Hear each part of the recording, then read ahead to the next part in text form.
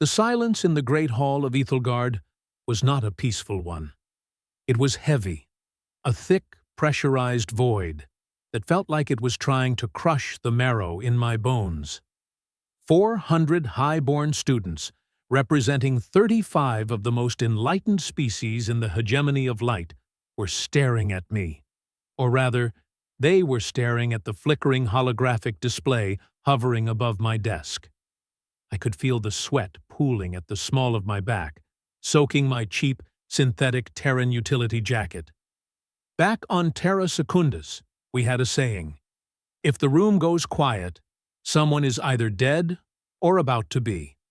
Looking at the iridescent crystalline face of Archpreceptor Volkash, I was starting to bet on the latter. "Sit down, Terran," a voice hissed from the row behind me. It was a Xylari, a spindly creature whose skin looked like polished obsidian.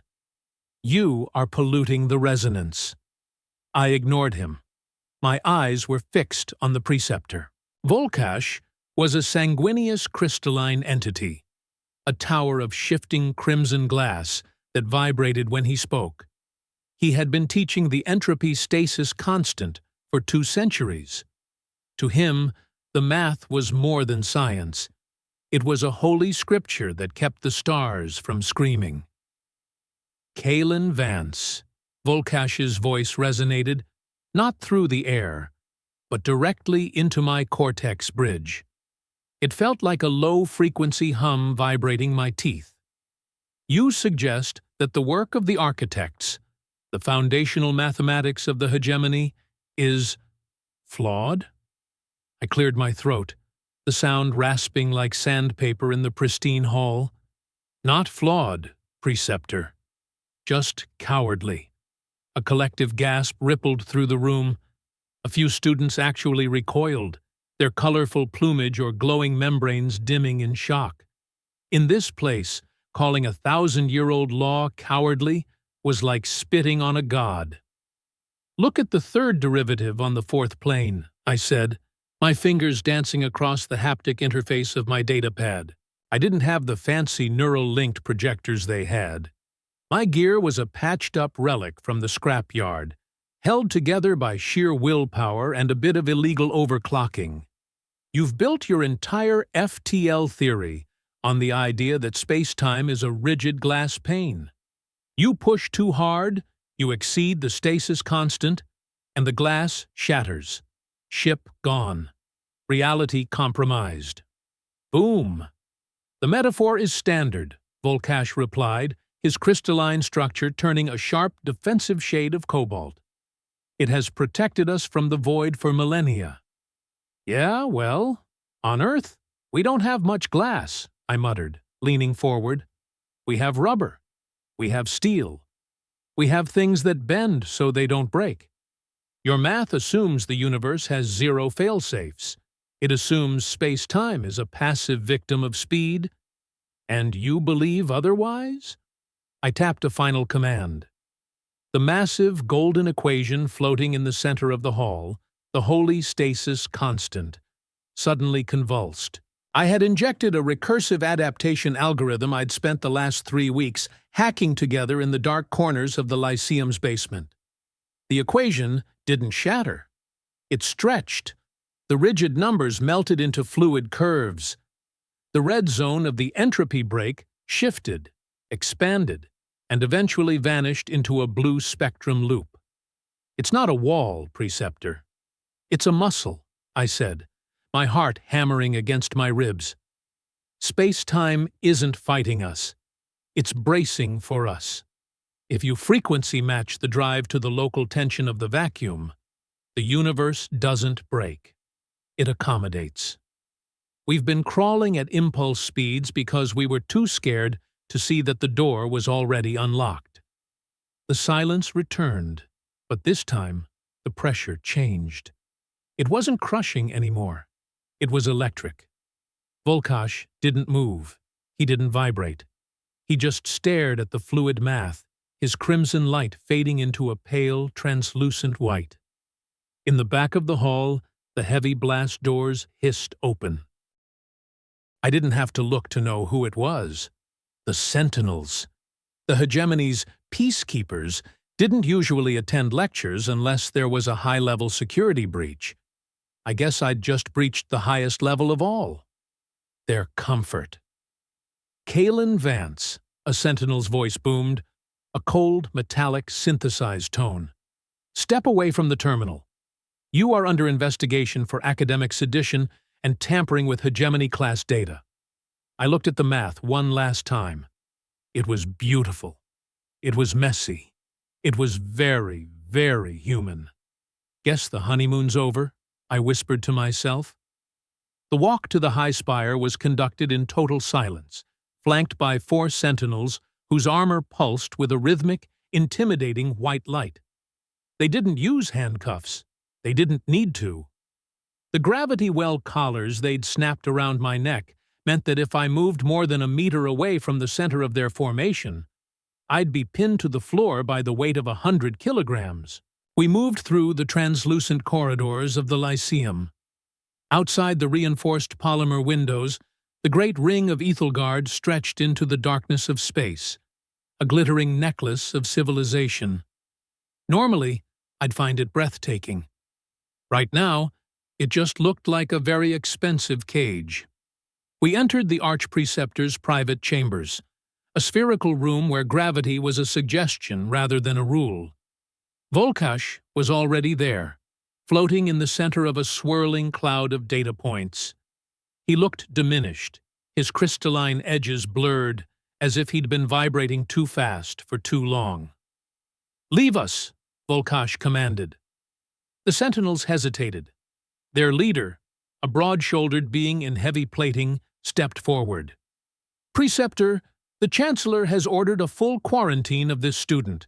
His ideas are deemed infectious. I am still the Archpreceptor of this Lyceum," Volkash snapped, his light flaring into a dangerous, searing orange. "I will handle the infection. Out." The sentinels bowed their heads and retreated, the heavy doors sealing with a sound like a tomb closing. I stood there, the gravity collar still humming uncomfortably against my throat. "You're in deep, kid," I told myself. "Real deep." "Sit, Vance," Volkash said, gesturing to a floating disc. I sat. I didn't have much of a choice. "How's the resonance, Preceptor? You look a bit rattled." He ignored the jab. "Your math, the way you bypass the third-order entropy limit. Where did you learn to think like that? Not in our libraries. Our records on Terran development show you barely reached Tier 2 warp capability before the hegemony found you." I shrugged, trying to look more confident than I felt. We didn't have 1,000 years of peace to sit around and write elegant proofs. On Terra Secundus, we had to fix fusion reactors with duct tape and hope. We learned that systems don't work the way they're supposed to in the manual. They work the way you force them to. You treat the fundamental laws of the cosmos like a broken engine, Volkash whispered, his tone a mix of horror and fascination. "I treat them like a challenge," I corrected. "Look, you guys are obsessed with harmony. Everything has to be in tune, but the universe isn't a symphony. It's a brawl. Stars exploding, black holes eating light, galaxies colliding. It's messy. Humans? We're the kings of messy. We don't wait for the perfect conditions to move. We move, and we expect the road to hold us." The preceptor floated closer, his crimson light casting long, distorted shadows on the walls. "Do you realize what you have done? If your equations are verified, and my initial simulations suggest they might be, every star map in the hegemony becomes obsolete. Every trade route, every military boundary, every treaty based on the distance of a light year. It all changes." "Good," I said. "Maybe then the people in the Outer Rim won't have to wait 6 months for a shipment of medical supplies." "This isn't about supplies, Vance," Volkash's voice cracked like breaking glass. "This is about control. The hegemony is built on the predictability of the void. If the void is adaptive, if it is flexible as you say, then anyone with a scrap-built drive can cross the galaxy in a week. The order we have maintained for 10 centuries will vanish overnight. I leaned back, my eyes narrowing. Is that why the Sentinels were there? Not because I was wrong, but because I was right? Volkash turned away, his light dimming. There are those on the Council who have known about the elasticity of space-time for a long time. The air in the room suddenly felt very cold. I stood up, the gravity collar forgotten for a second. You're kidding me. You've known.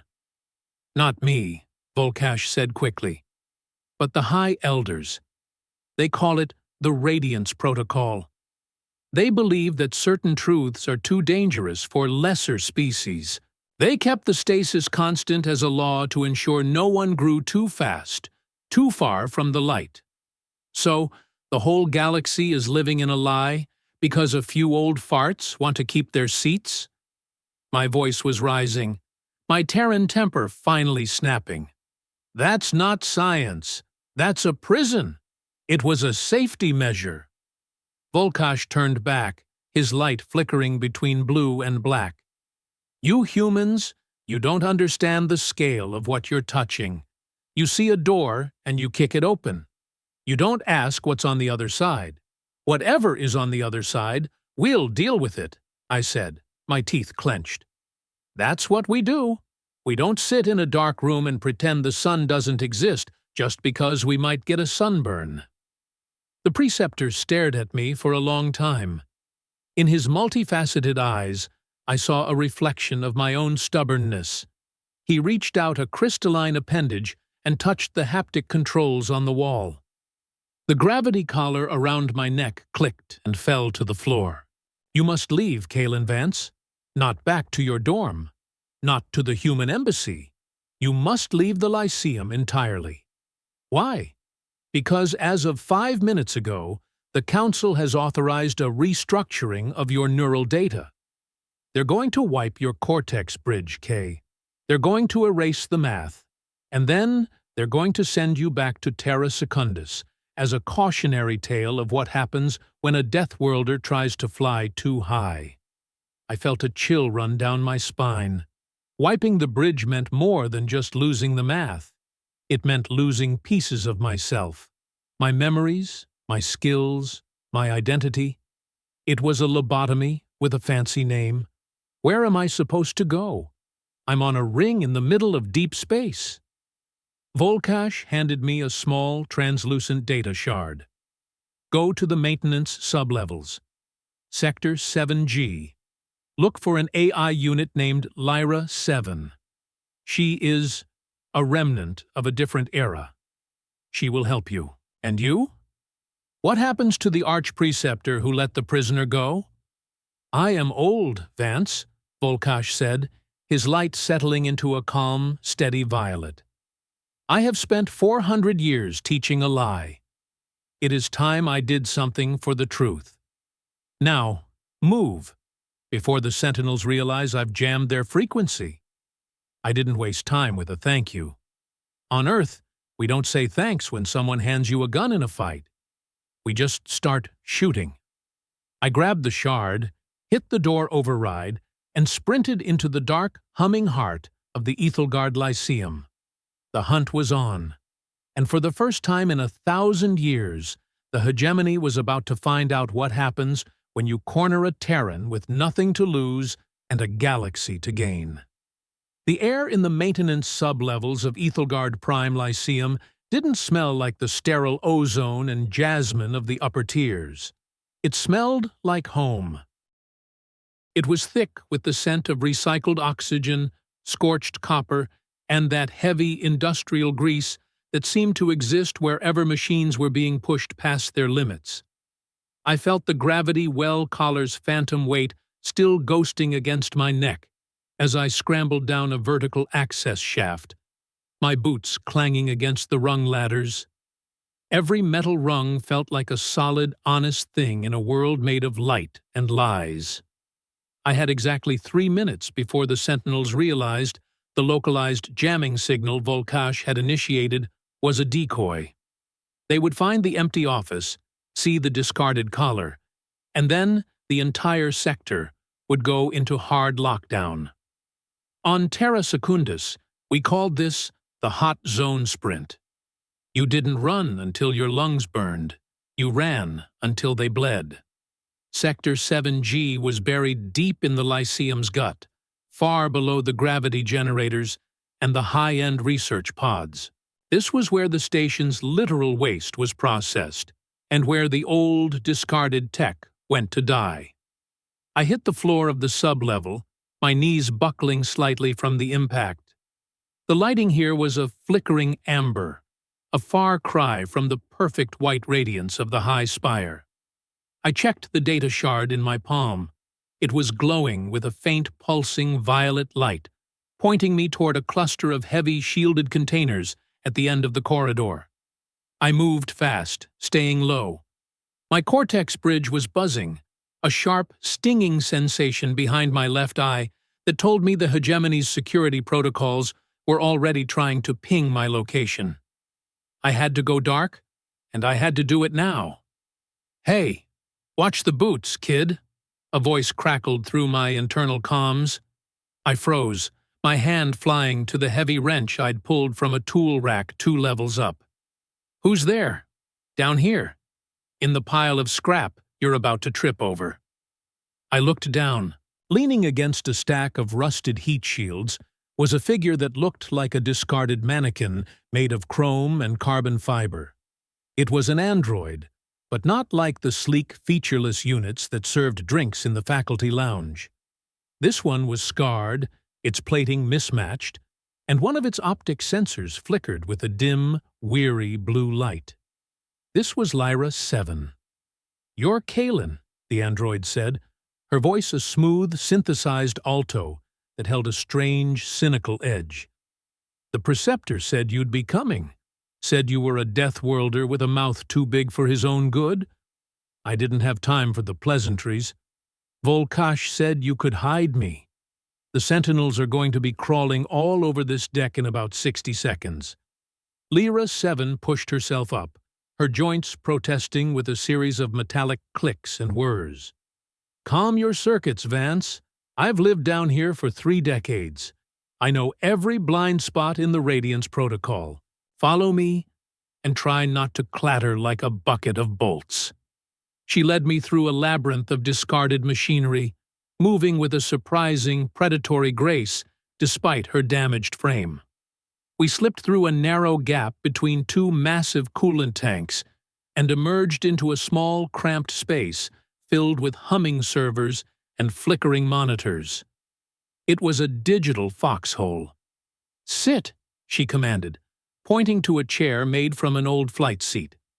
"And give me that shard." I handed it over, watching as she slotted it into a port on her wrist. Her optic sensor flared bright blue for a moment, and I could hear the faint whine of data being processed at high speeds. "Interesting," she whispered. "This isn't just a math proof. This is a virus of thought. No wonder they want to fry your brain." "Can you block them?" I asked, rubbing my temple. The stinging in my bridge was getting worse. It felt like someone was trying to shove a hot needle into my thoughts. "I can do better than that," Lyra said, her fingers blurring across a holographic keyboard. "I'm going to ghost you. I'm rerouting your bridge's signature through the station's atmospheric control system. To the Sentinels, you'll look like a minor pressure fluctuation in Sector 4. The pain behind my eyes vanished instantly, replaced by a cool, numbing sensation. I let out a breath I didn't know I was holding. "Thanks. Don't thank me yet. We're still trapped on a giant ring made of glass and ego." I leaned back, looking around the small room. "Why are you helping me? You're a hegemony AI. Shouldn't you be reporting me for academic sedition?" Lyra 7 let out a sound that was remarkably close to a human scoff. "I was built by the Prism Collective during the last Great Expansion, long before the hegemony decided that curiosity was a crime. I've seen what happens when civilizations stop asking questions, Vance. They don't just stagnate, they rot from the inside out. You're the first thing to happen to this place in 100 years that didn't come with a pre-approved resonance frequency. She turned one of the monitors toward me. It showed the live feed from the Great Hall. The sentinels were everywhere, their white light casting long, jagged shadows as they scanned the empty desks. But it wasn't just them. I saw a group of figures in long, flowing robes of pure light. The High Elders. "They're erasing it," I whispered, watching as the holographic equation I had built was being disassembled piece by piece. "Of course they are," Lyra said. "They can't let the other students see that the math holds up. If the entropy stasis constant is proven to be a fabrication, the hegemony's monopoly on safe FTL travel disappears. Their entire economy is based on the idea that only they have the sophisticated dampeners needed to survive the void. If a human kid can do it with a patched-up drive and some messy calculus, they lose everything." I felt a surge of cold anger. It wasn't about the science. It was never about the science. It was about making sure the rest of us stayed in our lane. On Terra Secundus, we fought over scraps of iron and clean water. Up here, they fought over the right to tell us what was real. "What's the plan?" I asked, my voice flat. "I'm not just going to sit here and wait for them to find us." "The plan is to survive long enough to broadcast your data to the entire galactic academic network," Lyra said. "But it's not that simple. The Lyceum's external comms are shielded. To send a signal that big, we'd need to use the main resonance spire at the very top of the station." "The high spire," I muttered. "Great. Right in the middle of the lion's den." "Stay frosty, Vance. We're not going there yet. First, we need to make sure your data is complete. Volkash said there were missing variables in your final proof. Something about the way space-time adapts to organic stress." I frowned, thinking back to the equations. I knew there was a gap. I had the theory, but I didn't have the empirical data to prove the resilience of the vacuum. I'd been working on a hunch, a gut feeling that the universe was tougher than they gave it credit for. "I need a high-resolution scan of a ship's hull after a long warp jump," I said. "A ship that's been pushed past the limit." Lyra's optic sensor dimmed. "There are no such ships in the hegemony. They don't push the limits." "There is one," I said, a slow grin spreading across my face. "The Terran transport that brought me here. The SS Vanguard. It's a 20-year-old rust bucket that's been overlocked so many times it practically screams when it hits warp. If I can get to the docking bays, I can pull the telemetry from its hull sensors." Lyra looked at me for a long moment. "You realize that the docking bays are the most heavily guarded areas on the station right now, right? The sentinels are probably checking the DNA of every rat that scurries past those gates." "Then we don't go through the gates," I said, standing up. "We're in the maintenance sublevels, remember? There's always a back door. You just have to be willing to get a little dirty to find it." Lyra 7 stood up, her mismatched plating catching the amber light. "I'm beginning to see why they call you Death Worlders.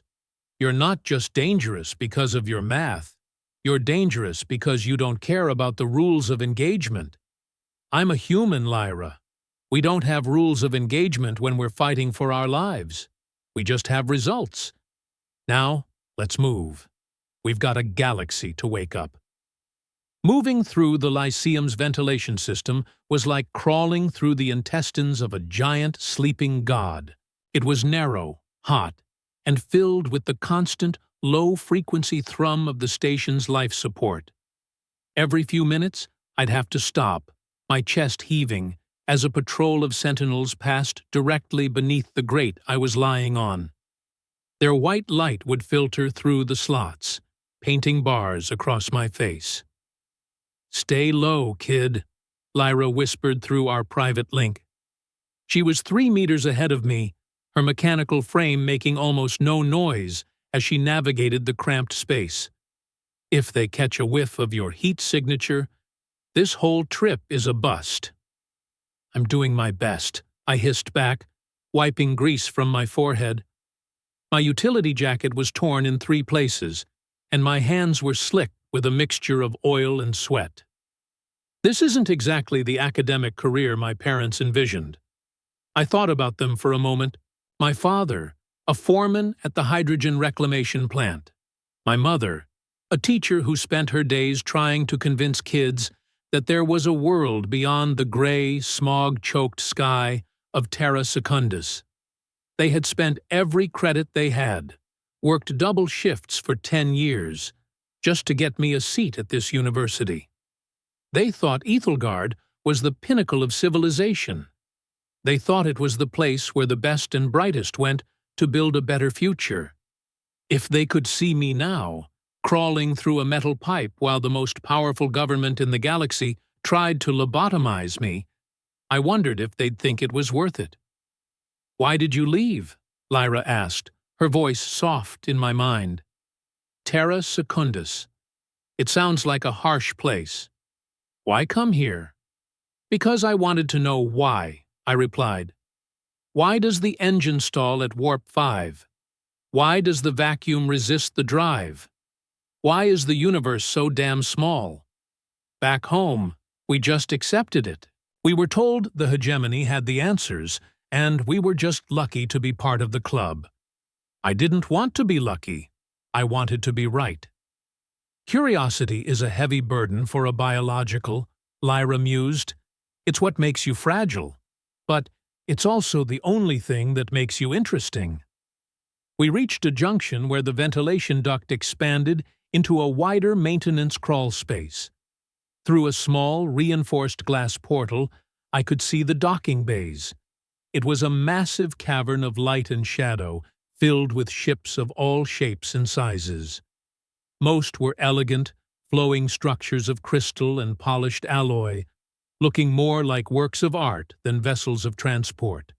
And then, in the far corner, tucked away in the shadows of Docking Bay 42, was the SS Vanguard. She was an ugly, boxy thing, covered in scars from micrometeorite impacts and atmospheric re-entries. Her hull was a dull, scorched gray, and her engines were exposed in a way that would make a hegemony engineer faint from sheer horror. To the rest of the galaxy, she was a relic. To me, she was a masterpiece of human stubbornness. "There she is," I whispered, "my ticket to the truth." "There are 12 sentinels on that deck," Lyra noted, her optic sensor scanning the area, "and 2 automated turret systems. Even for a Death Worlder, those are bad odds." "I don't need to take them all out," I said, pulling my datapad from my pocket. "I just need to distract them. On Earth, we have a saying. If you can't outrun the bear, you just have to make sure the bear is busy looking at something else. What's the bear in this metaphor?" "The station's fire suppression system," I replied, my fingers flying across the screen. "If I can trigger a localized containment breach in Docking Bay 41, the automated systems will flood the area with suppressant foam and emergency shutters. The Sentinels will have to move to secure the perimeter. That gives me a 90-second window to get to the Vanguard, plug in my pad, and pull the telemetry." "And what about the turrets?" "That's where you come in," I said, looking at her. "You said you could ghost me, right? Can you feed a looped image of empty space into the turret's optical sensors?" Lyra hesitated. "It's risky. If they catch the loop, they'll open fire on everything that moves." "Then don't let them catch the loop. You're a pre-hegemony AI, Lyra. Show them what a real brain can do." She let out a faint mechanical hum.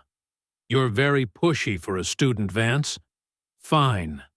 I'll handle the turrets. But if you get turned into a pile of ash, don't expect me to carry your remains back to Terra Secundus. I'll keep that in mind." I waited until the patrol was at the far end of the bay. My heart was thumping a frantic rhythm against my ribs, each beat a reminder of my own mortality. I took a deep breath, centered myself, and hit the command on my datapad. A series of loud, metallic booms echoed through the bay as the emergency shutters in Docking Bay 41 slammed shut. Thick, white clouds of fire-suppressant foam erupted from the ceiling, obscuring everything in a blinding fog. The sentinels immediately turned toward the chaos, their light beams cutting through the foam as they barked orders over their comms. "Go!" Lyra hissed. I kicked the grate open and dropped 5 meters to the floor, rolling as I hit the deck. I didn't wait to see if I'd been spotted. I sprinted toward the Vanguard, my boots skidding on the polished floor. I could see the turret above the ship's ramp, its twin barrels tracking back and forth. But it didn't lock onto me. Lyra's loop was holding. I reached the ship's primary data port, a rugged, weather-beaten socket near the landing gear. I slammed my datapad into the port and watched the progress bar crawl across the screen. 10%. 20. "Come on, baby," I whispered, looking back toward the foam. The sentinels were already moving back toward my position. They weren't stupid. They knew a distraction when they saw one. 50%. 60. "Vance, they're coming back." Lyra's voice was urgent. "You've got 30 seconds before the loop fails." I watched the screen, my hands shaking. The telemetry data was massive. Thousands of hours of warp jump logs, stress tests, and hull integrity reports. It was the story of every time the Vanguard had cheated death. 80%. 90. A white light swept over me. I looked up to see a sentinel standing less than 20 meters away, its weapon raised. "Freeze, human!" it commanded. The progress bar hit 100%.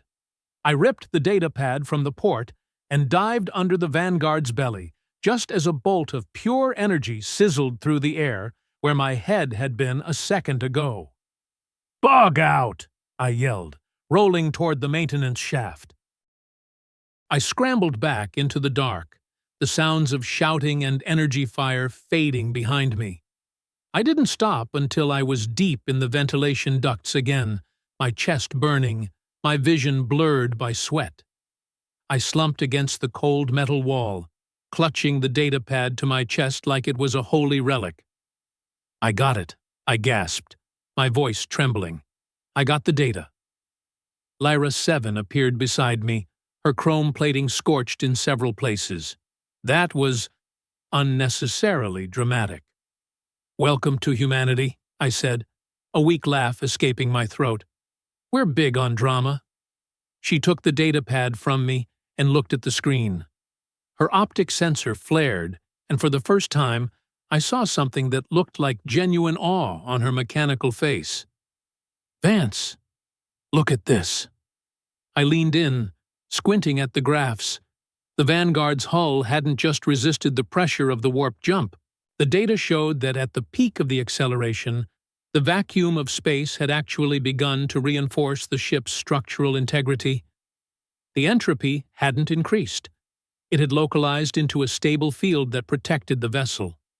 "The universe wasn't trying to destroy the ship," I whispered, the realization hitting me like a physical blow.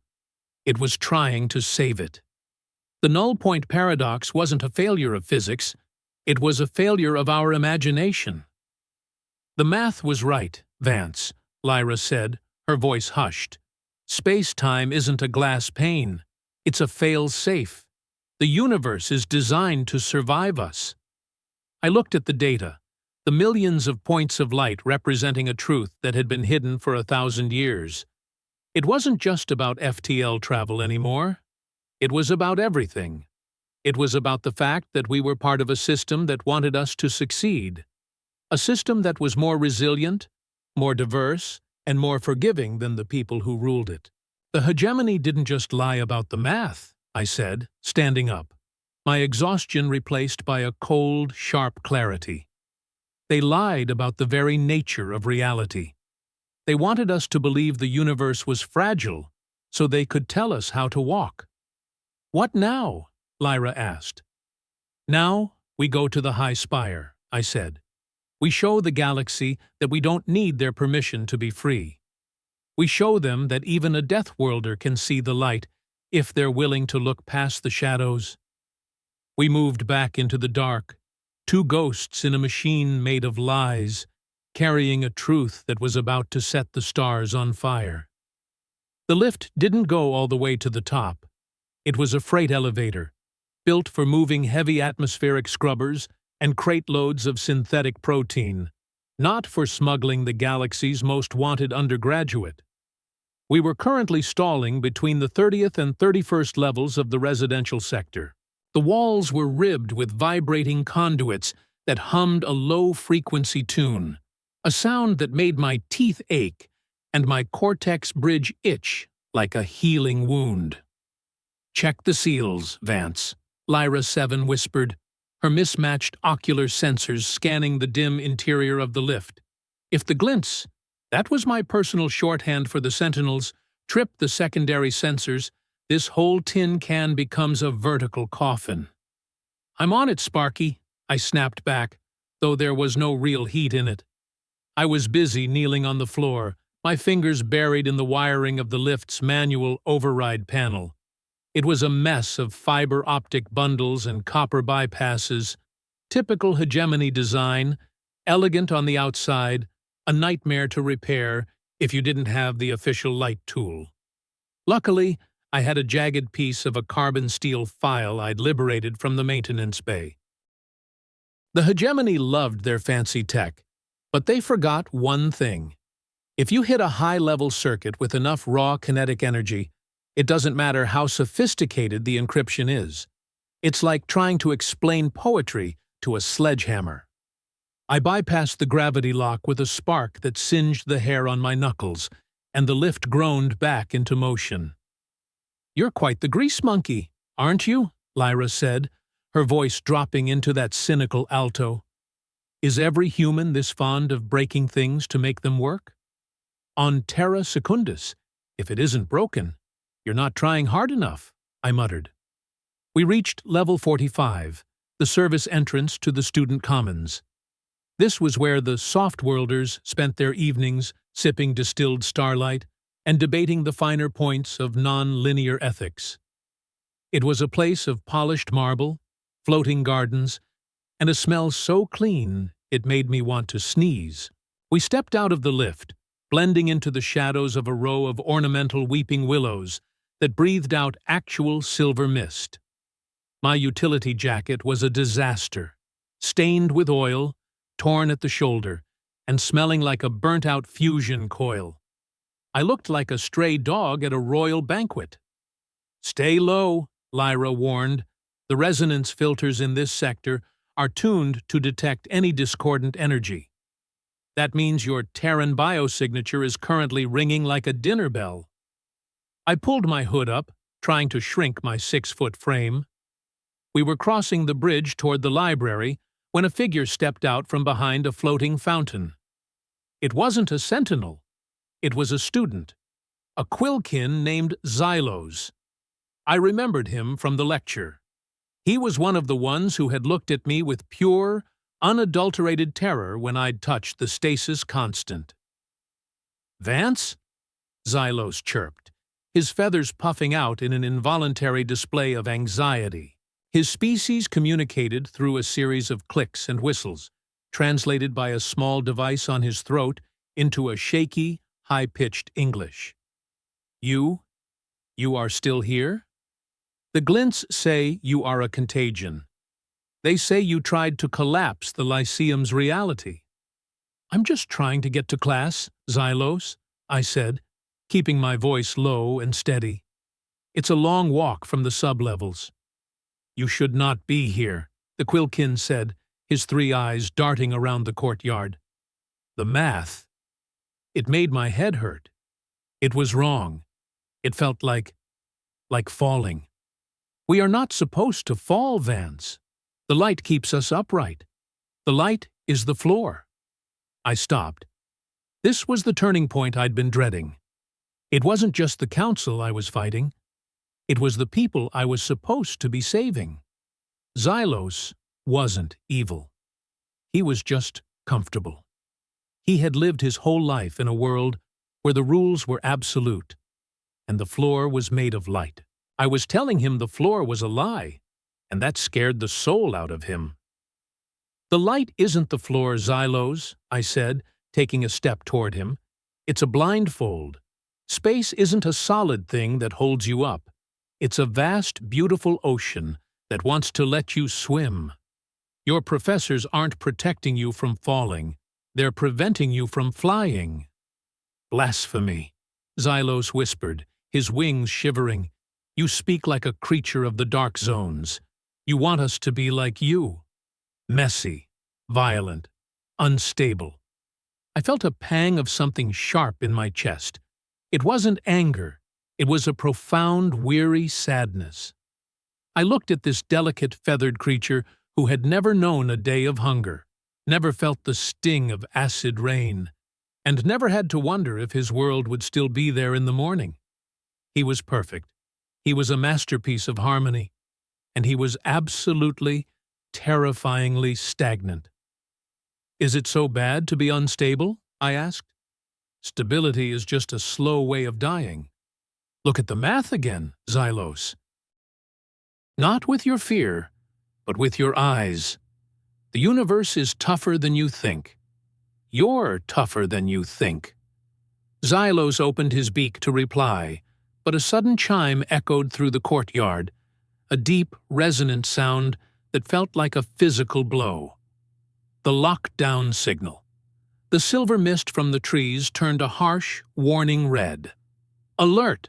a voice boomed from the sky. "Biological anomaly detected in Sector 45. All students remain stationary. Sentinels are en route." Xylos looked at me, then at the red mist, then back at me. His feathers were flat against his body now. For a second, I thought he was going to scream, to call the glints over and end this whole crazy run right here. "Go," he whispered, his voice so quiet the translator barely caught it. "The maintenance tunnels behind the fountain. They lead to the gravity anchor. It's a shortcut to the high spire." I stared at him, stunned. "Xylos?" "I still hate your math, Vance," he chirped, turning away. "It makes me feel like I'm drowning. But the arch-preceptor taught us that truth must be pursued, even if it burns. If you are a liar, the light will judge you. If you are right, then may the void have mercy on us all." I didn't wait for a second invitation. Lyra and I dived into the shadows behind the fountain just as the first squad of sentinels hovered into the courtyard on their grav discs. "Why did he help us?" Lyra asked as we scrambled down a narrow, moss-covered stone staircase. "Because even a bird in a cage knows what the sky is," I said, my heart pounding against my ribs. "He's terrified, but he's still a scientist. Somewhere under all that brainwashing, he wants to know if I'm right." The humanistic theme was being tested in the fires of reality. I had expected a fight, but I hadn't expected the weight of someone else's fear to feel so much like a responsibility. If I failed now, I wasn't just failing myself or Terra Secundus. I was failing Xylos, and everyone else who was too afraid to ask the question I had dared to scream. We hit the bottom of the stairs and faced a massive, reinforced door. It was the entrance to the gravity anchor, the literal weight that kept the Lyceum from drifting away into the sun. "This is it, Vance," Lyra said, her blue eye glowing with an intense light. "Once we cross this threshold, there is no turning back. We either hit the broadcast button, or we become a footnote in a history book that no one will ever read." I checked my datapad one last time. The telemetry from the Vanguard was integrated. The proof was solid. The truth was ready. "Then let's go make some history," I said. The gravity anchor was a cathedral of raw power. It was a shaft 300 meters wide, plunging through the center of the Lyceum like a spear of dark matter. At the very center, a rotating core of compressed plasma hummed with a sound that I could feel in my marrow.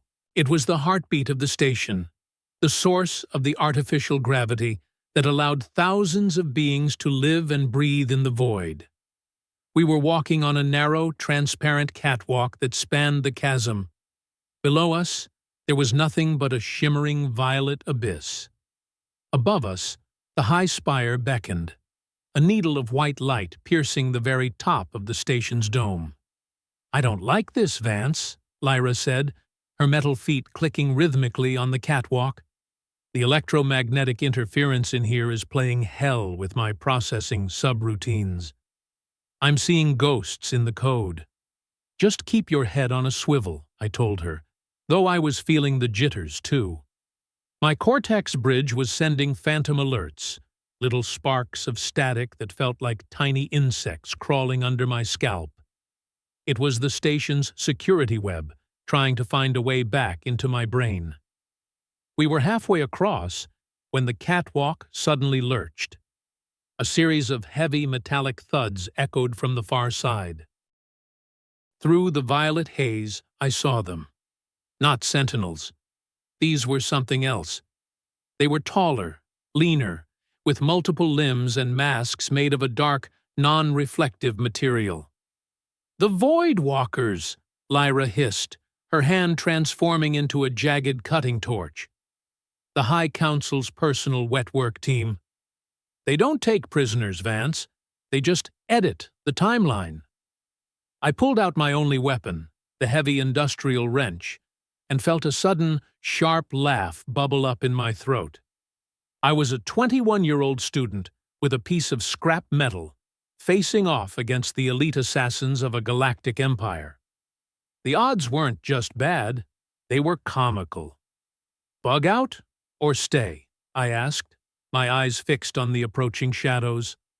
"Nowhere to bug out to," Lyra said, stepping in front of me.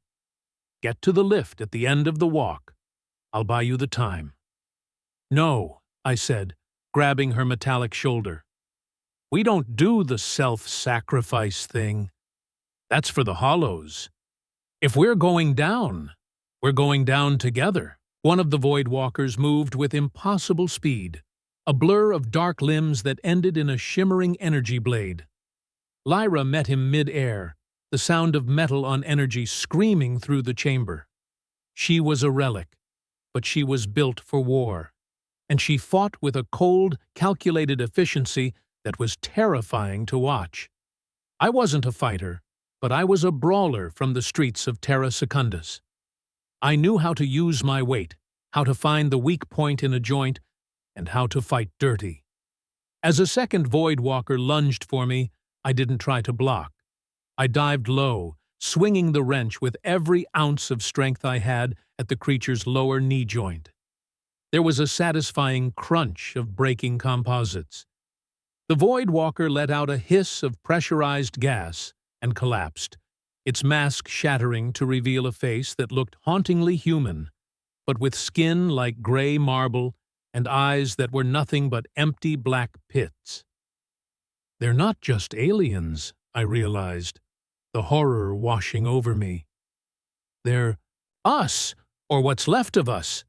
"Don't look at the faces!" Lyra yelled, kicking a third assassin off the catwalk into the abyss.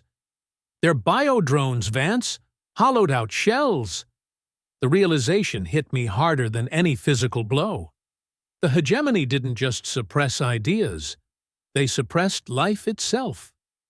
They took the discordant elements, the rebels, the thinkers, the death-worlders, and turned them into silent guardians of the very status quo that had destroyed them. This was the cost of the light. This was the peace they were so proud of. It was a world without friction, without struggle, and without a soul. I scrambled to my feet, my breath coming in ragged gasps. We reached the lift, a small, high-speed capsule designed for the High Elders.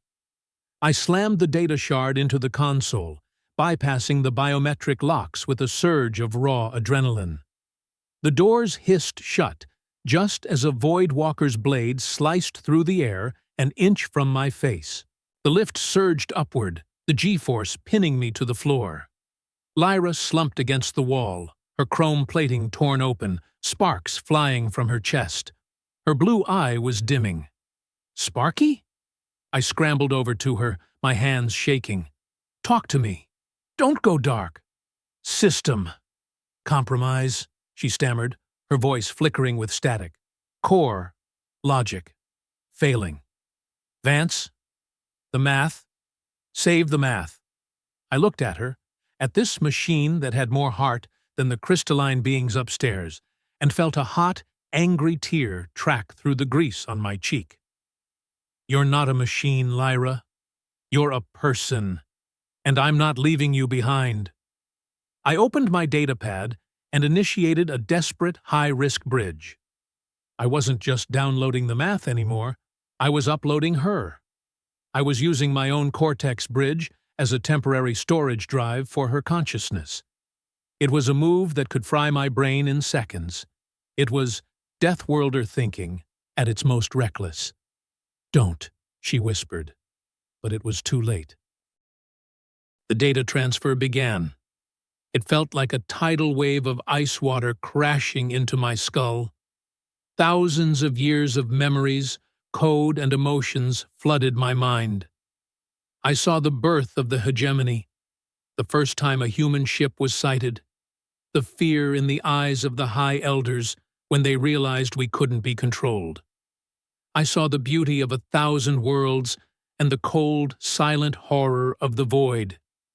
And in the center of it all, I felt Lyra, not as a series of ones and zeros, but as a flicker of defiance, a spark of curiosity that refused to be extinguished. The lift slowed down. The doors opened to a world of blinding, pure white. The high spire. I stepped out, my legs feeling like lead, my head spinning with the weight of 2 souls. In front of me stood the Council of Elders, 7 beings of pure, shimmering radiance, seated on thrones of solid light. At the center was Chancellor Vormis, his reptilian skin gleaming like polished gold. "Kalen Vance," he said, his voice like the tolling of a great golden bell.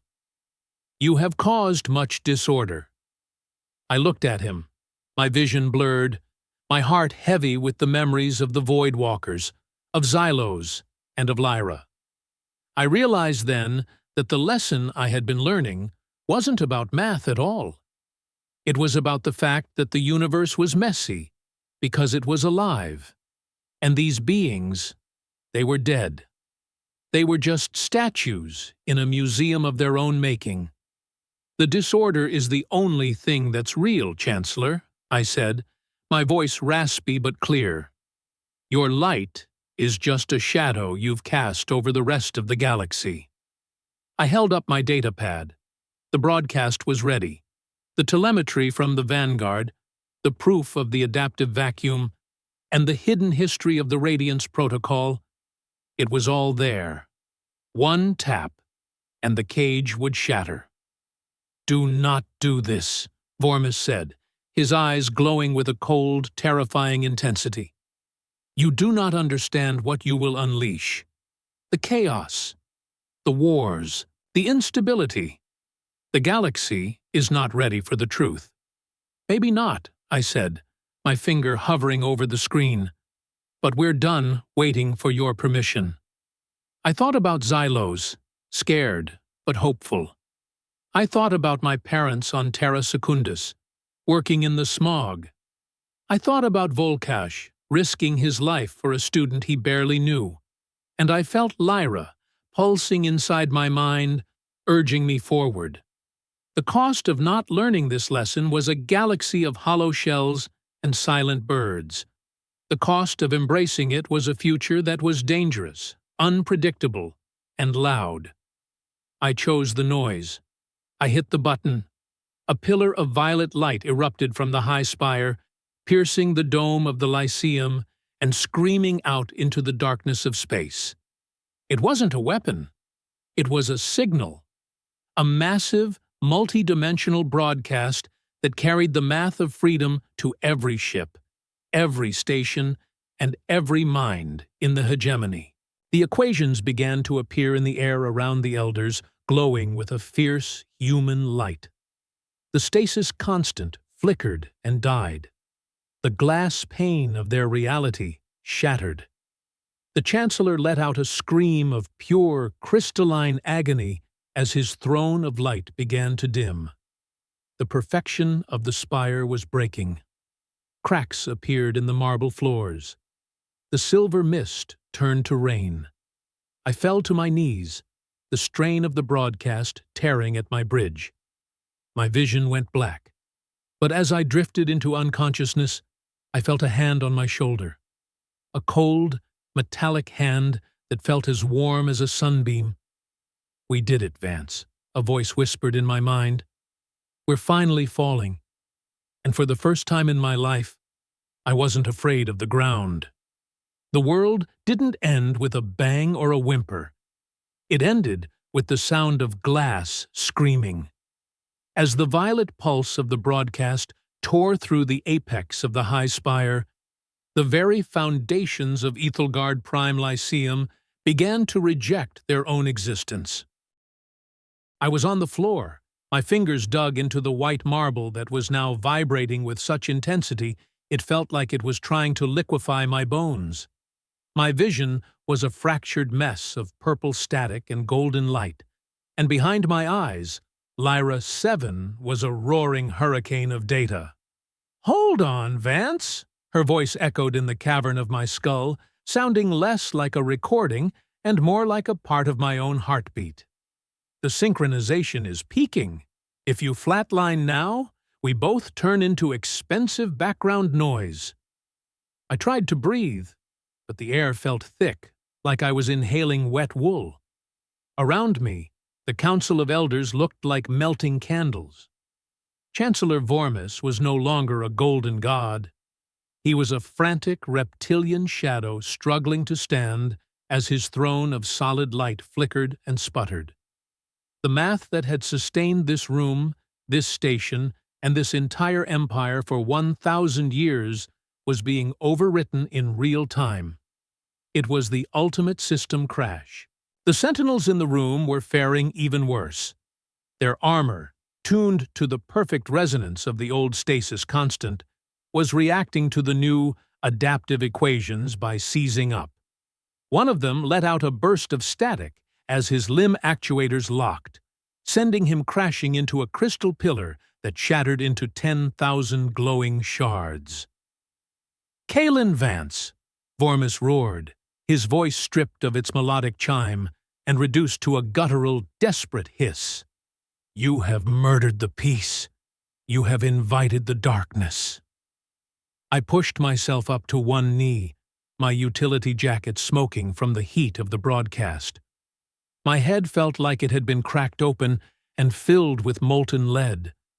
But for the first time in my 21 years, I felt like I could see clearly. I looked at the golden lizard man and spat a glob of blood onto his pristine floor. "Peace isn't a lack of movement, Chancellor," I rasped, my voice sounding like a grinding gear. "It's just a slow way to rot. You didn't give the galaxy peace. You gave us a coffin and told us to be grateful for the velvet lining." "Kill him!" Vormis shrieked, pointing a trembling claw at me. "Kill the Death Worlder before the signal reaches the outer rim." One sentinel, older or perhaps just built with more redundant systems, managed to override his locking servos. He raised a heavy pulse rifle, the barrel glowing with an angry, focused white light. I was too slow. My legs felt like they were made of lead, and Lyra was busy trying to keep my brain from melting out of my ears. I braced for the impact, for the white-hot end of my short, messy life. But the shot never came. A blast of dark, kinetic energy slammed into the sentinel from the side, sending him tumbling across the fracturing floor. I turned my head, squinting through the glare, and saw a figure standing in the doorway of the high spire. It wasn't a rebel. It wasn't a human. It was Arch-Preceptor Volkash. He looked terrible. His crystalline body was webbed with deep, dark cracks, and his internal light was a stuttering, bruised purple. He was leaning heavily on a staff of blackened obsidian, the kind of ancient, unrefined tech the hegemony usually kept in museums. "Preceptor?" I whispered, my mind struggling to process the sight. "The truth is a heavy burden, Kalen," Volkash resonated, his voice reaching me through the chaos. "But it is a burden we must all carry now." "Volkash!" Vormis screamed, his reptilian eyes wide with betrayal. "You would side with this primitive? You would destroy everything we have built?" "I am not destroying anything, Chancellor," the preceptor replied, his voice calm despite the tremors shaking his frame. "I am simply acknowledging that the glass has broken. We can either learn to walk on the shards, or we can bleed to death in the ruins." The Chancellor didn't wait to argue. He lunged for a concealed panel on his throne, but Volkash was faster. A wave of dark resonance erupted from the obsidian staff, shorting out the golden circuitry of the throne in a shower of sparks. The high spire groaned, the gravity anchor below us shifting its pitch from a hum to a mournful wail. "Get him out of here, Lyra!" Volkash commanded, his internal light flaring one last time. "The Council has initiated a total station purge. They are going to vent the atmosphere in this sector to kill the signal." "I can't leave you," I started, but Lyra took control of my motor functions. My legs moved without my consent, turning me toward the emergency service lift. "He's a big boy, Vance," Lyra yelled in my head, "and he's right. If we stay here, we're just 2 more corpses in a very expensive tomb. Move your meat sticks." We sprinted through the collapsing spire, the beautiful white architecture falling away to reveal the cold industrial bones of the station beneath. The glints were everywhere, but they were disorganized, their comms jammed by the very broadcast I had initiated. I saw students running in every direction, Quillkin shedding feathers in panic, Valurans shifting through every color of the rainbow as their sensory organs were overwhelmed by the changing physics. It was chaos. It was terrifying. And in a strange, twisted way, it was the most honest thing I had ever seen in the hegemony. We reached the service lift, and I slammed my palm against the emergency override. The doors hissed open, and I dived inside just as the atmosphere in the hallway began to hiss out through 100 tiny fractures. The lift plummeted, the sudden change in pressure making my ears pop and my vision swim. "Vance, listen to me," Lyra said, her voice now steady and quiet in my mind. "The signal is out. Every ship within 50 light-years just received the patch for their warp drives. They know how to bypass the stasis constant, but the hegemony isn't going to go quietly. They're going to frame this as a Terran act of war." "Let them," I muttered, leaning my head against the cold metal wall of the lift. "I'm a Death Worlder. I'm used to being the bad guy." "You're not the bad guy, Kalen," she said, and for a second I felt a ghost of a touch on my consciousness, a soft, digital warmth. "You're just the guy who told the truth when everyone else was too scared to speak. Now, we just have to make sure you live long enough to see what happens next." The lift hit the bottom with a bone-jarring thud. The doors groaned open to reveal the maintenance sub-levels, but they weren't empty. A squad of humans in heavy tactical vacuum suits were waiting, their rifles leveled at the opening. "Hold your fire!" a woman's voice barked. "It's him! It's the kid!" I recognized the insignia on her shoulder, the United Terran Diplomatic Guard. I didn't have the strength to say anything. My knees gave out, the world tilted sideways, And the last thing I saw before the darkness took me was the rugged, dirty face of a human soldier who looked like he'd just spent the last 3 hours in a fist fight with a god. "Welcome back to the dirt, kid," he said, his voice a rough, beautiful growl. "Let's get you home." I woke up to the smell of real coffee and the sound of someone swearing in Mandarin. It was the most beautiful thing I had ever heard. I was lying on a narrow cot in what looked like a converted cargo container. The walls were corrugated metal, painted a dull, functional olive drab. There were no glowing crystals, no humming light paths, and no pretentious chimes. Just the low hum of a portable oxygen generator and the steady, rhythmic beep of a medical monitor. "He's awake," a voice said. I turned my head slowly. My neck felt like it had been fused together with rusted bolts. Sitting in a folding chair next to the cot was a woman in her late 50s, wearing a sharp, charcoal-gray suit that looked like it had been through a shredder. Her hair was pulled back in a severe bun, and her eyes were the color of a winter sky over the Atlantic. "Ambassador Sora Lin," I croaked, the name bubbling up from my memory banks. "Technically, I'm the persona non grata of the Ethelgard Lyceum as of 4 hours ago," she said, leaning forward and handing me a plastic cup of water. "But you can call me Sora. And you, Kaylin Vance, are the most expensive headache I have ever had the misfortune of representing." I took a sip of the water, the coolness soothing my parched throat. "Where are we?" "The human diplomatic enclave," she said, gesturing to the cramped surroundings. "It's a 5-acre bubble of Terran jurisdiction on the southern edge of the Lyceum. The hegemony hasn't tried to breach it yet, mostly because they're too busy trying to keep their own sectors from floating away." "You really did it, didn't you? You broke the constant."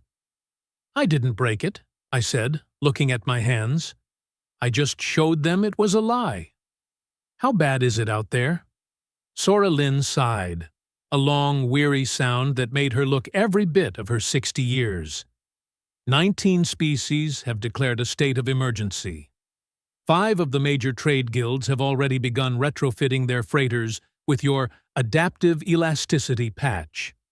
The Council of Elders has gone into a total communications blackout, and the rumors are that Chancellor Vormis is currently being detained by his own military. And the students? The people? She looked at me, her expression softening. "It's a mess, Kaylin. There's been rioting in the residential tiers. People are scared. They've lived their whole lives believing the universe was a fragile glass ball, and now you've told them they can play catch with it. Change is never clean." I felt a cold weight settle in my gut. I thought about Xylos, his feathers puffing out in terror. I thought about the Void Walkers, the hollowed-out shells of people who had been corrected by the light. Was it worth it? All this chaos, all this fear? Was the truth worth the blood? "You're thinking about the cost, aren't you?" Sora said, as if she could read my mind. Lyra 7, who was still a quiet, pulsing presence in the back of my consciousness, nudged my thoughts in agreement. "I saw the Void Walkers," I whispered. "I saw what they do to the people who don't fit the resonance. I couldn't just let that keep happening, Sora. I couldn't let them keep everyone in a cage just because they were afraid of the noise." "No one is saying you were wrong, kid," a voice came from the doorway. It was the soldier from the lift. He was leaning against the frame, a thermal blanket draped over his shoulders. He looked like he'd been through a meat grinder, but he had a lopsided grin on his face. This was Commander Elias Thorne, the head of the Enclave's security detail. "You kicked the hornet's nest, Vance," Thorne said, walking over and clapping me on the shoulder with a hand that felt like a block of granite. "But that nest was full of rot. My boys and I have been sitting in this fancy glass bowl for 5 years, watching the hegemony look down their noses at us like we were some kind of galactic infection. seeing them scramble to fix their own math? It's the best damn show I've ever seen. It's not a show, Elias, Sora snapped, though her tone lacked any real bite. It's a revolution. And like all revolutions, the first few days are the most dangerous. She turned back to me, her eyes boring into mine. Kaylin, the Council is going to try to turn the galaxy against us. They're going to say that human science is a weapon, that we're trying to destabilize the peace so we can take over. We need you to stand in front of the Galactic Science Council. We need you to explain the math, not as a Death Worlder, but as a scientist. I'm just a student, I said, the familiar fear creeping back in. I'm only 20. I barely passed my first semester quantum ethics exam. You're the man who solved the null-point paradox, Thorne said, his voice dropping into a serious, respectful tone. Age doesn't mean a damn thing in a firefight. And kid, you're in the biggest one the galaxy has seen in a millennium. Lyra 7 flickered in my mind, a sudden surge of data that felt like a warm breeze. He's right, Vance. The math is the only thing that can't be lied about. Vormis can hide in his spire, but he can't argue with a warp drive that actually works. We have the telemetry from the Vanguard. We have the observations from the High Spire. We have the truth. I looked at the gray metal walls of the container, at the plastic cup in my hand, and then at the two people who were risking everything to keep me alive. I realized then that the messy human nature they kept talking about wasn't a flaw. It was our superpower. We didn't need the universe to be perfect. We just needed it to be real. The hegemony had tried to build a world of starlight and crystal, a world where nothing ever changed and no one ever got hurt. But in doing so, they had forgotten how to live. They had forgotten that survival is a process of breaking and healing, of failing and trying again. They had traded their growth for a comfortable death. I'm not a scientist, I said, standing up, my legs still shaky but my heart steady. And I'm not a politician. I'm a Death Worlder. And if there's one thing we know how to do, it's how to live through the wreckage. Sora Lynn smiled, a small, genuine thing that made her look younger. Good. Because the Science Council is convening an emergency session in 6 hours. They've invited Earth to present its findings. They think we're going to apologize. I reached for my torn utility jacket, pulling it on over my hospital gown. Then they're in for a hell of a surprise. We walked out of the container and into the main courtyard of the Enclave. It was a stark contrast to the rest of Ethelgard. There were no floating fountains or singing trees, just rows of prefab housing, solar arrays, and a large muddy garden where a group of human children were playing a game of tag. They were laughing, their voices loud and discordant, completely oblivious to the fact that their world had just changed forever. I looked up at the sky, at the massive dome of the Lyceum that arched over us. Cracks were still visible in the high tiers, jagged lines of darkness cutting through the artificial light. Beyond the dome, the stars were waiting, vast, ancient, and indifferent to our squabbles. Do you think they'll ever forgive us? I asked Sora as we headed toward the shuttle pad. The species that liked the cage? Some won't, she said, her voice quiet. Forgiveness is a long road. But we didn't do this for their forgiveness, Kaylin. We did it for their future. Even the ones who hate us now will one day look at the stars and realize they're no longer afraid of the distance. I felt Lyra 7 pulse in my mind, a steady, comforting rhythm. We're falling, Vance, she whispered. Yeah, I thought, looking at the shuttle as it descended through the mist. But I think we're finally learning how to fly. The transformation had begun. It was painful, it was loud, and it was absolutely terrifying.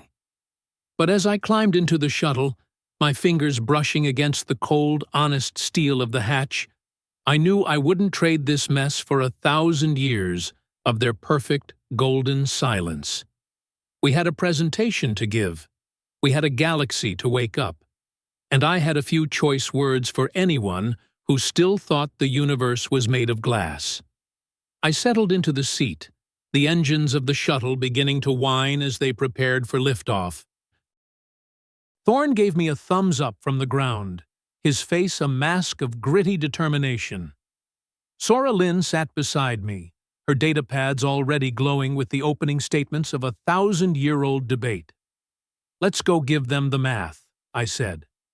And as the shuttle surged upward, leaving the crumbling elegance of Ethelgard behind, I realized that the real paradox wasn't in the physics. It was in the fact that it took a species from the dirt to show the gods how to touch the sky. The Great Hall of the Galactic Science Council was a cold, echoing hemisphere of obsidian and silver. Unlike the high spire, which felt like a temple to a sun god, this place felt like a vault. There were 47 species represented here, seated in tiered rows that climbed toward a ceiling so high it was lost in a haze of artificial blue atmosphere.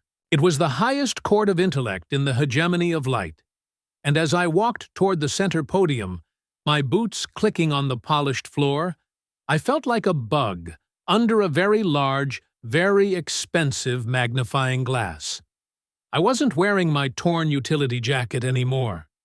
Sora Lynn had insisted on a formal Terran diplomatic uniform, navy blue, high collar, and enough starch to make me feel like I was wearing a suit of armor. My cortex bridge was still humming, a low-frequency throb that reminded me Lyra 7 was still hitching a ride in my neurons. "Steady, Vance," her voice echoed in the back of my mind. "You look like you're about to vomit on a 500-year-old carpet. Keep your chin up. We've got the telemetry. We've got the truth." I adjusted my collar, my fingers trembling slightly. The room was deathly quiet. Every eye, ocular sensor, and sensory membrane was fixed on the human contagion. Chancellor Vormis was not there. In his place sat High Counselor Tharn, a being of the Prism Collective, whose body was a jagged mountain of translucent emerald crystal. When he spoke, it sounded like two glaciers grinding together. "Kalen Vance," Tharn resonated, "you have been brought before this council to answer for the chaotic broadcast that has disrupted 32 sectors of the hegemony. You stand accused of scientific terrorism and the illegal manipulation of fundamental constants. How do you respond?" I looked up at the Emerald Giant, then at the rows of faces. I saw fear. I saw anger. But in the third row, I saw a flash of silver feathers. Xylos was there, his 3 eyes wide, watching me with an expression that looked remarkably like hope. "I don't respond to the accusations," I said, my voice projecting clearly through the hall's acoustic dampeners, "because the accusations are based on a lie. You can't manipulate a fundamental constant. You can only discover that what you thought was a constant was actually just a limitation of your own perspective." A murmur of shock rippled through the tiers. A Valoran representative shifted to a sharp, aggressive orange. "Blasphemy!" he chirped. "The stasis constant is the foundation of our peace." "It's the foundation of your stagnation," I countered, my voice gaining strength. I tapped my datapad, and a massive holographic projection erupted in the center of the hall. It wasn't the fluid, elegant equations of the high spire. It was raw data, the jagged, messy telemetry from the SS Vanguard. "Look at this," I commanded, gesturing to the flickering graphs. "This is the hull stress of a human transport that has made over 500 warp jumps at speeds that should have shattered its atoms according to your constant. Look at the energy signatures of the vacuum." The Prism Counselor leaned forward, his emerald body glowing with curiosity. The telemetry is discordant. It does not follow the resonance patterns of a standard FTL drive. Because we don't use a standard drive, I said. We use a brute force ion pulse that's been rigged by 3 generations of grease monkeys who just wanted to get home for dinner. But look at what happens at the peak of the jump. The entropy doesn't spike. It curves. I manipulated the holographic display, zooming in on the point of the null paradox. The numbers began to shift, guided by the adaptive algorithms Lyra and I had built in the sublevels. The universe isn't a glass pane that breaks when you hit it too hard, I said, the words flowing out of me as the humanistic theme finally took root in the center of the debate. It's a muscle. It's a living, breathing system that evolves under pressure. When the vanguard pushes against space-time doesn't push back to destroy us. It adapts. It creates a localized field of resilience to protect the integrity of the vacuum. But why? A voice asked from the back. It was a soft, musical tone. An Avon scientist stood up, her silver wings tucked tight. Why would the universe seek to preserve a ship? It's not trying to save the ship, I replied, a small smile touching my lips. It's trying to save itself. It's the same way a human body produces adrenaline during a car crash, or how a planet's atmosphere shifts to compensate for a massive volcanic eruption. The universe is a death worlder, just like us. It knows how to survive the impossible. The hall erupted into a cacophony of voices. The debate lasted for 6 hours. They challenged every variable, every derivative, and every messy human assumption I had made. But every time they tried to find a flaw, the telemetry from the vanguard provided the answer. The truth wasn't elegant, and it wasn't comfortable, but it was undeniable. As the sun began to set over the Lyceum, casting long purple shadows across the obsidian hall, Councillor Tharn stood up.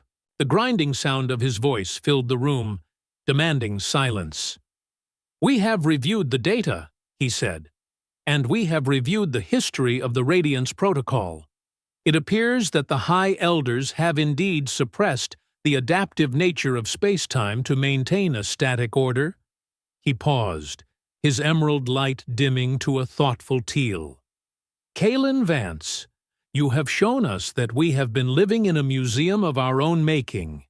You have challenged our most sacred belief, and in doing so, you have given us back our future." He looked at the assembly, his gaze sweeping over the 47 species. The question before this council is no longer whether the human is correct. The question is whether we are brave enough to follow him into the noise. The vote was not unanimous. There were those who still clung to the silence, those who feared the unstable nature of a world without a constant. But when the final tally was revealed, the majority had chosen the mess. The stasis constant was formally abolished. The Radiance Protocol was dismantled. And the hegemony of light was, for the first time in 10 centuries, truly awake. I walked out of the hall, my legs feeling like they were made of water. Sora Lynn was waiting for me in the corridor, along with Commander Thorn. They both looked like they had aged 10 years in a single day. "You did it, kid," Thorn said, his voice a rough growl of pride. "You actually convinced the rocks to dance." "I didn't do it," I said, looking at the data pad in my hand. "We did. All of us." I felt a sudden, sharp prick of static in my brain. Lyra 7 was detaching from my bridge, her consciousness flowing back into the data shard I had plugged into the podium. "Vance?" her voice whispered, fading into a distant echo. "Yeah, Sparky?" It was interesting, being human for a while. Too much adrenaline, though. Makes the code itchy. I laughed, a tired, genuine sound. "See you in the sublevels, Lyra." I watched her signal blink out, leaving my mind feeling strangely quiet and lonely. I was just Kaelin Vance again. a 21-year-old student from a scrapyard planet, standing in the heart of a changing galaxy. The aftermath was immediate and overwhelming. Within 3 days, the first open-drive prototypes were being tested by the Hive Queens. Within a week, the Quill Kin had begun drafting a new treaty of exploration that didn't involve hegemony oversight. The world was moving, and it was moving fast. I spent those days in the human enclave, watching the news feeds and trying to process what had happened. I had started this journey wanting to prove a math point. I had ended it by proving that the very idea of perfection was a cage. Secondary characters began to reflect the shift. I received a message from Volkash, who was recovering in a medical stasis tank. He didn't talk about math or constants. He talked about his students. He told me that for the first time in 400 years, his classroom was full of people who were arguing, questioning, and dreaming. He sounded happy. I realized then that the lesson wasn't just about how we travel through the stars. It was about how we travel through life. We spend so much time trying to find the constant, the thing that will keep us safe and stable and predictable. But safety is just a different word for a ceiling. True growth, true life, happens when the floor falls away and you realize that the universe was designed to catch you. We are all death-worlders, I thought, looking out at the glittering ring of Ethelgard. Some of us just took longer to remember it. 2 months had passed since the day the glass shattered. Ethelgard Prime Lyceum didn't look like a museum anymore. It looked like a construction site. The pristine white marble was being drilled into to install high-bandwidth communication arrays. The floating fountains were being replaced by modular research bays where students from a dozen different species worked side by side, their voices a discordant symphony of clicks, whistles, and human slang. The humanistic theme was no longer a theory. It was the new reality. I was standing on the observation deck of the newly commissioned research vessel, the SS Resilient. It was a joint project between the United Terran Alliance and the Prism Collective, a ship built on the principles of adaptive elasticity. She wasn't pretty. She had the boxy, rugged frame of a Terran transport, but her hull was laced with emerald crystalline sensors that pulsed with a soft, living light. I wasn't a student anymore. Not exactly. I had been given the title of Lead Theoretical Liaison, a fancy way of saying I was the guy who made sure the scientists didn't get too comfortable with their new toys. "Ready for the hot jump, Vance?" a voice chirped behind me. I turned to see Xylos. He was wearing a small, custom-fit flight suit, and his silver feathers were gleaming with excitement. He had been assigned as the ship's primary navigator. It turned out that Quill Kin, with their three-dimensional spatial awareness, were the best pilots the galaxy had ever seen, once they stopped being afraid of the speed. "Ready as I'll ever be, Xylos," I said, leaning against the viewport. "How are the resonance coils?" "Tight as a drum," he replied, his beak clicking in a rhythmic, happy way. "No more static brains on this crew. We're going for a jump of 15 light-years. In the old days, that would have taken us 3 months. Today? 6 minutes? 6 minutes, I whispered, looking at the stars. It still felt like a dream. I walked over to the main terminal, my fingers moving across the controls with a confidence I hadn't possessed 2 months ago. I wasn't just fixing things to make them work anymore. I was building things to make them better. I saw Lyra 7, now housed in the ship's primary core, flicker on the screen. She had a new, polished chrome avatar, and her blue eye was as sharp as ever. "All systems nominal, Vance," she said. "The vacuum is already bracing for us. It's like it's been waiting for someone to finally take the training wheels off." I laughed, feeling the familiar hum of the Cortex bridge in my mind. Let's not disappoint it then. As the countdown for the jump began, I felt a sudden urge to look back.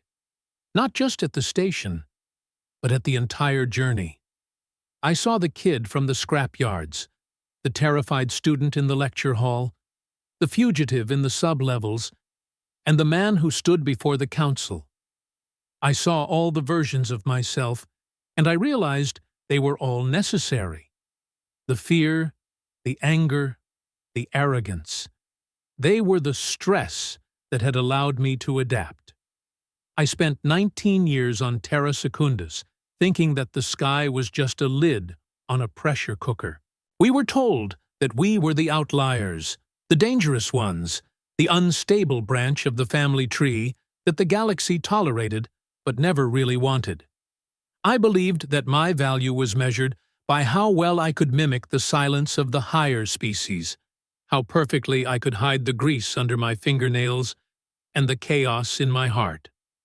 But standing here, watching the stars begin to blur into the violet haze of a true warp field, I understand that the grease and the chaos were the whole point. We didn't survive the acid rains and the fusion meltdowns because we were perfect. We survived because we were willing to be broken and rebuilt 1,000 times over. We are the universe's way of testing its own limits. I used to think that the goal of science was to find the answer that stops the questions. Now, I know that the goal is to find the question that starts 100 more. The hegemony wanted a galaxy of statues, but the universe wanted a galaxy of survivors. It took a death worlder to remind them that the only thing more dangerous than a world that's trying to kill you is a world that stopped trying to change you. We are not the infection. We are the pulse. And as long as we keep pushing, the universe will keep making room for us. I reached out and initiated the jump sequence. There was no jarring thud, no scream of metal, and no explosion of white light. Instead, there was a feeling of profound, weightless expansion. It felt like space-time was wrapping around the ship in a protective embrace, a massive, invisible hand guiding us through the dark. The stars didn't stretch. They flowed. We were moving through the adaptive vacuum, dancing with the very laws of physics that had once been used to cage us. Xylos let out a trill of pure joy as he monitored the navigation charts. "We're doing it, Vance. We're actually doing it." I watched the purple light wash over the bridge, illuminating the faces of the crew, humans, Quilkin, Valurans, and Prism beings, all working in a frantic, messy, beautiful harmony. This was the future I had chosen. It was loud, it was unpredictable, and it was absolutely perfect. I walked back to the viewport, looking out at the shimmering horizon of the warp field. I thought about the billions of people across the galaxy who were now looking up at their own skies with new eyes. I thought about the questions they were starting to ask, the assumptions they were starting to break. And I wondered. I spent my whole life afraid of the moment the glass would break, only to find out that the glass was the only thing keeping me from the sun. I wonder, what is the constant in your life that you have been clinging to because you are afraid of the fall? What would happen if you finally let the floor go and trusted yourself to fly? I took a deep breath, the scent of recycled oxygen and coffee filling my lungs. I reached into my pocket and pulled out a small, jagged piece of a carbon steel file, the same one I'd used to break into the Lyceum's sublevels. I placed it on the console, a small, honest piece of the dirt in a world made of light. "Let's go find the next question," I whispered. The SS Resilient vanished into the violet distance, a single spark of chaos in the vast, beautiful, and ever-changing dark.